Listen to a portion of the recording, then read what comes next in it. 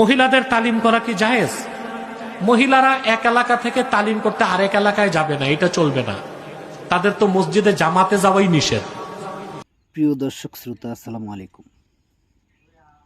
বর্তমান প্রচলিত কিছু সিস্টেম চালু হয়েছে নতুন করে।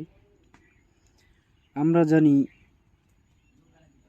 1400 বছর আগে যে ইসলাম প্রতিষ্ঠিত হয়েছিল, আমরা সেই ইসলামের প্রতি হাঁটছি এবং ইসলামের পথে আমরা হাঁটছি, অন্যদেরকে ইসলামের দিক নির্দেশনা বলছি।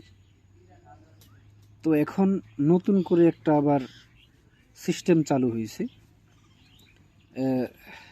আমরা জানতাম যে তাবলিগ আছে বা সাহাবায়ে কেরামরা আগে দাওয়াত দিতেন, ইসলামের দাওয়াত দিতেন। এখন নতুন করে একটা সিস্টেম চালু হয়েছে, সেটা আপনাদেরকে শোনাবো এবং সেই সিস্টেমটা হযরত মাওলানা মুফতি আব্বাসী হুজুরের কাছ থেকে আমরা শুনি। সেই ব্যাপারটা শুনে মতামত জানাবেন কিন্তু। আসসালামু আলাইকুম। মহিলাদের তালিম করা কি জায়েজ? মহিলারা এক এলাকা থেকে তালিম করতে আরেক এলাকায় যাবে না, এটা চলবে না। তাদের তো মসজিদে জামাতে যাওয়াই নিষেধ। অতএব তালিম তো নফল কাজ, আর এটা পুরুষের দায়িত্ব। মহিলা এলাকা ছেড়ে আরেক এলাকায় যাবে না। তবে কোন এলাকায় যদি কোনো মহিলা ভালো জানাশোনা, তার বাড়িতে যদি অন্য মহিলারা বসে তালিম নেয়, তাতে কোনো সমস্যা নেই।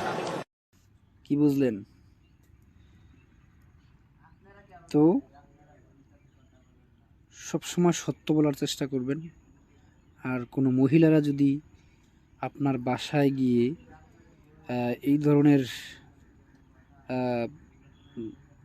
ফেতনামূলক কথাবার্তা বলে, আপনারা কিন্তু শুনবেন না। খুব সাবধান।